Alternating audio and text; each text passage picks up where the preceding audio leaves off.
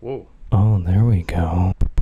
If I hold it right here, then I don't have to all night long. Hi, I'm Trevo PhD, and I'm day drinking. Hi, I'm Trevo PhD, and this is not my desk. Actually, speaking of day drinking, I'll give you some ASMR.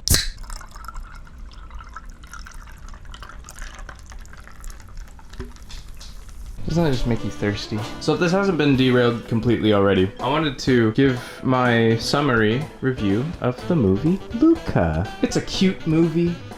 That's the main word I would use to describe it. There's a few things about Luca that caught my attention right off the bat. The first thing is the animation style. Over the years, Pixar has stuck to this look that's, you know, for the most part the same. It's gradually evolved over time. Luca is the first movie from Pixar I've seen where they noticeably changed the visual style. In some ways, I really enjoyed it. In other ways, not as much.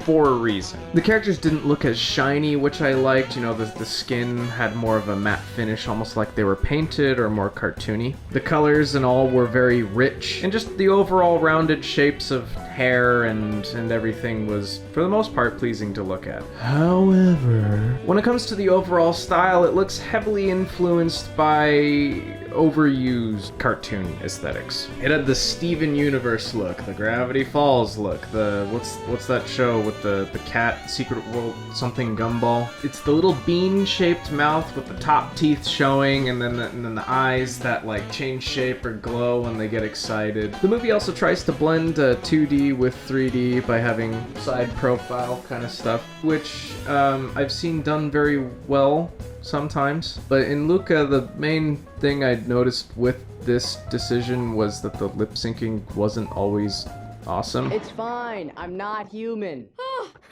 thank goodness. I noticed it mostly with the mother character. I don't know if it was just because of the shape of her mouth or what, but I remember watching her say certain things and her mouth just did not shape the things she said at all. But aside from that, as always, the environment was gorgeous. The water and the sky and the colors were all beautiful. And the character designs, again, they were for the most part aesthetically pleasing, just you could argue they're generic. So the story takes place in waters of Italy. The whole premise of Luca is this world of creatures that live underwater, under the sea, and they're sea monsters, but they're able to go onto land, and the moment they're dry, they have a human form, which to me as a premise is kind of cool. So Luca dreams of seeing the land, but he's haunted by all of the legends and tales fed to him by his parents, by, you know, just how terrible it is, and how scary it is, and how murderous they are. There's a grandma character that's like, I beat a guy at cards up there once, which immediately is like, okay, she goes to the land, she likes the land, and she's not afraid of it. So Luca, one day while he's managing his sheep and shit, there's this a fucking, oh no, a human, he's gonna fucking die. No, it's not a human. Antonio Arturo Tony Luigi. So Luigi goes up on land and he's like, everything's cool. And then Luca goes up on land and he's like, everything is not cool. But he realizes that everything is cool.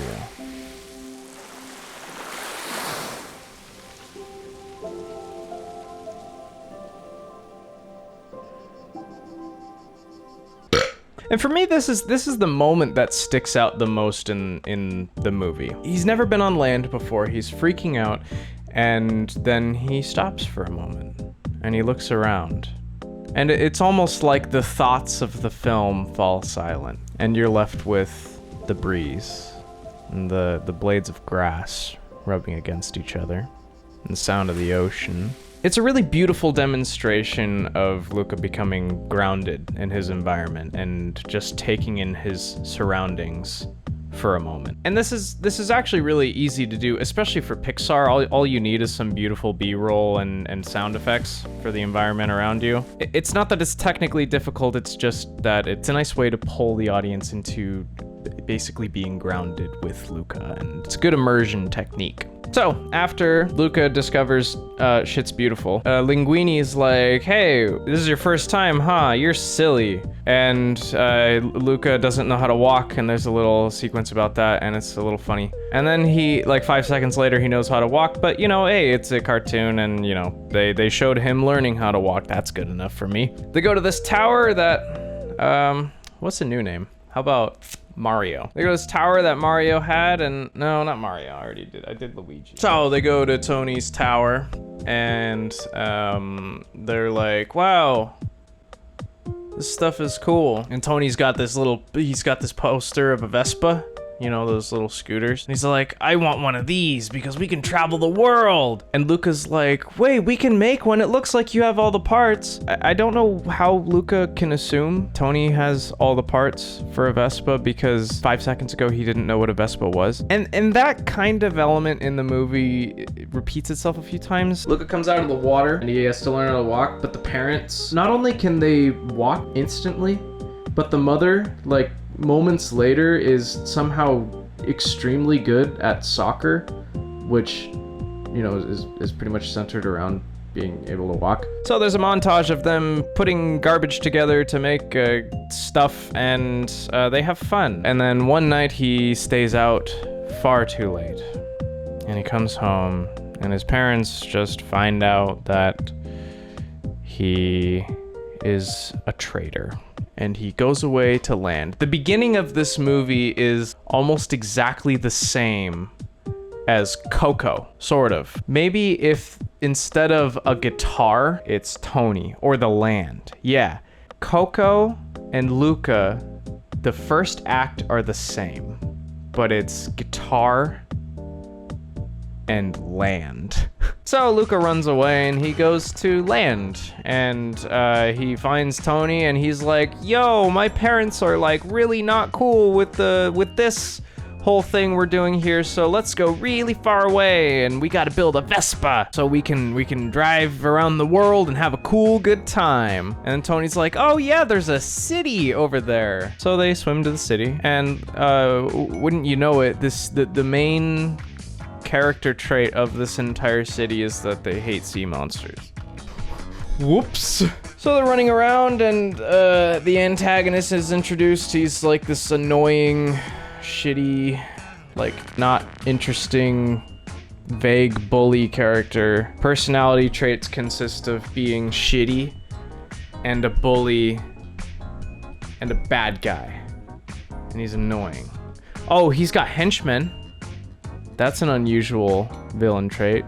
And then a strong female character comes in to save the day. The girl's like, hey, you guys, I race in a bicycle shit, and you're cool, do you want to race with me? And they're like, yeah. She's like, okay, eat lots of spaghetti.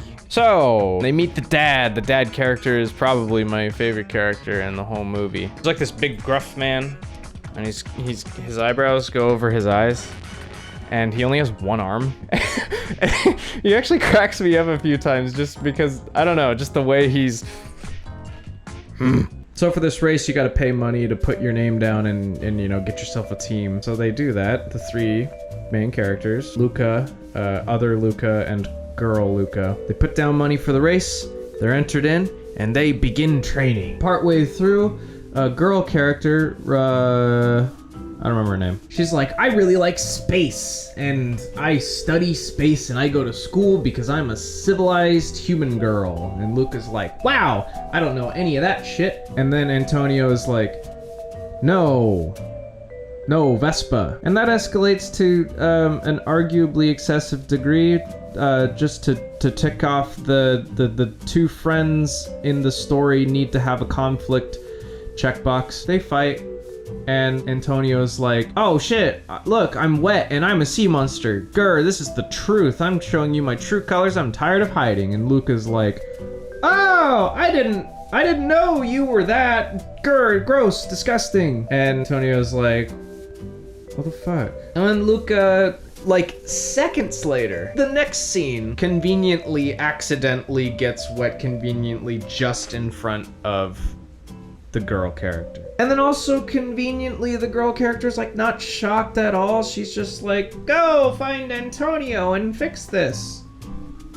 I'm like, okay. And then Luca goes to Antonio and he's like, I love you and things are cool. And it's a little emotional bit, and that part was nice. And then Luca goes back to the tournament, the race, and he requests to split the team, which I don't know how they could do that, because is that an exploit to the system? Like, they put down money for their team and then they split the team at the end at no extra cost. He didn't give her any more money. What if everybody that entered in the race entered in for the cost of one team, and then they all split so that the host of the race only gets like $10? So Luca gets to, like, this is the pinnacle, this is the climax, you know, you get to past the first act and the second act, and we're like, ooh, we're right at the top of that peak. Luca's at the top of the hill. It's time for the hardest part of the tournament, the downhill, speedy, dangerous part that was shown a few times and looked scary. And then, oh no, it's raining, which is not good because they can't get wet. But then Antonio, he's riding up the hill, he's like, I got you, I got an umbrella. I got this umbrella because even though it started raining seconds ago, I knew you would need it, and I'm perfect. And he's riding up the hill really slowly. You can tell it's like the umbrella's gonna get knocked out of his hand because, you know, they gotta reveal.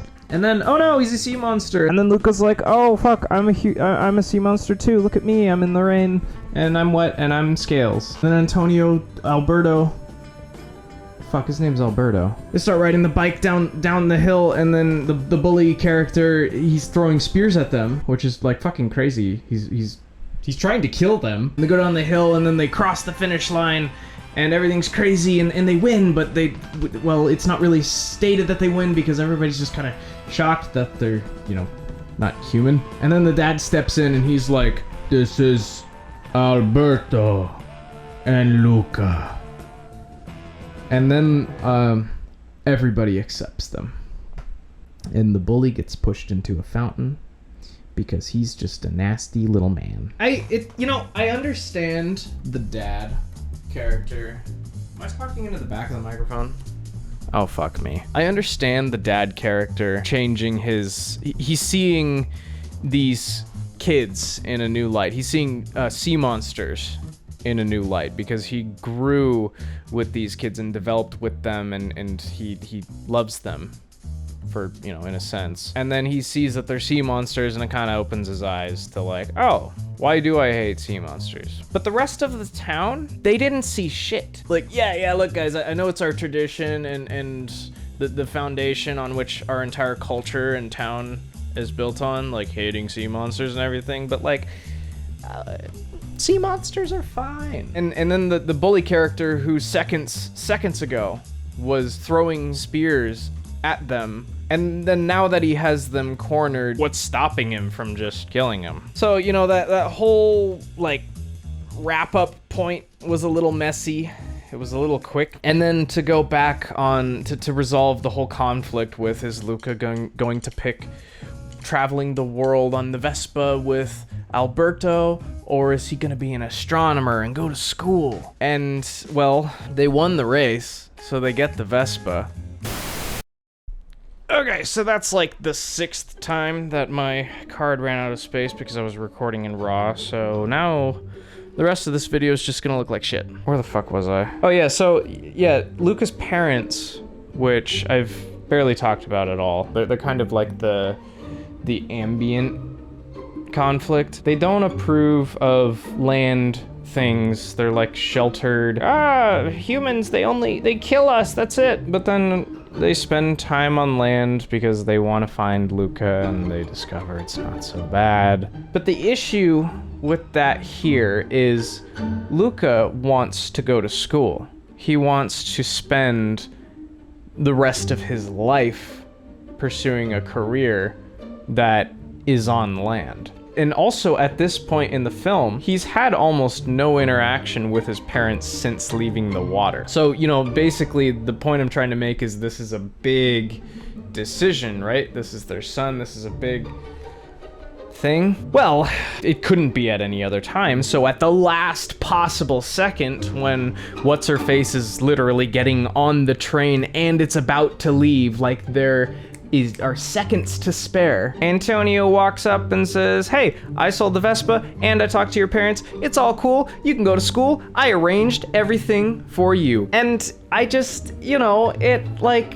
yeah, that can work in a written world. But the idea of good writing is that it doesn't feel written, or if it does feel written, it's really clever. Are you asking for a raise? A more elegant solution might involve an ownership position in the company. I thought I'd ask you for 15% stake, you'd counter with 5, and then we'd settle on 10. Well, then it's settled. I'll drop the paperwork. Speaking of paper, Piper Paraboo and Polly Perrette need to push back the pitch on the Princess and the Pauper project. So you have a night off tonight. A night off? When's the last time that happened? It hasn't. Can I help you with anything else? Look, I'm not gonna give you a lecture on what I consider good writing or bad writing or lazy writing. I'll just say, You can go to school. It's all arranged, actually. You'd stay with Julia and her mom. Your friend talked them into it. It wasn't easy. that is quite convenient. And boy golly, do I love a good ending.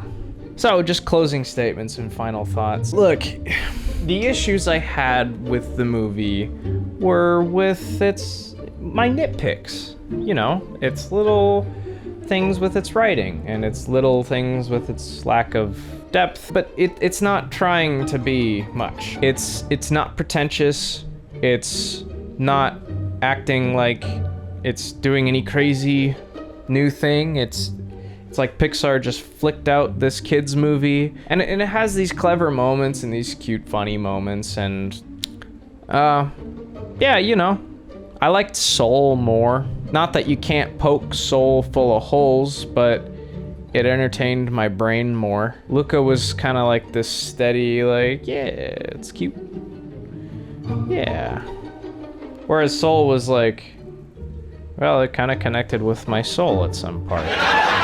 And then you got movies like Ratatouille, where I feel like Ratatouille is the perfect example of a Pixar movie that's not trying to be anything crazy, but it just ends up working out so perfectly. Like, the movie's so self-aware of its crazy idea that it doesn't try to establish any rules or anything. It just kind of rolls with it, writes a nice story about it with tons of interesting characters that all have their own very unique traits and stories. In Luca, while yes, it does set up rules, the rules are very simple and they make sense and they work. I feel like a lot of the characters, despite mostly being likable, were kind of surface level. You didn't really feel like you knew them. Its concept is cute and it's visually beautiful and entertaining, but it's spread thin by its formula, and it's written. But I still enjoyed it. I would give it a 5 out of 10. For some people, a 6 out of 10 means D-. For me, it means above average, which is 5 out of 10. So you should go watch it if you like Pixar, because this is better than like The Good Dinosaur, which, no.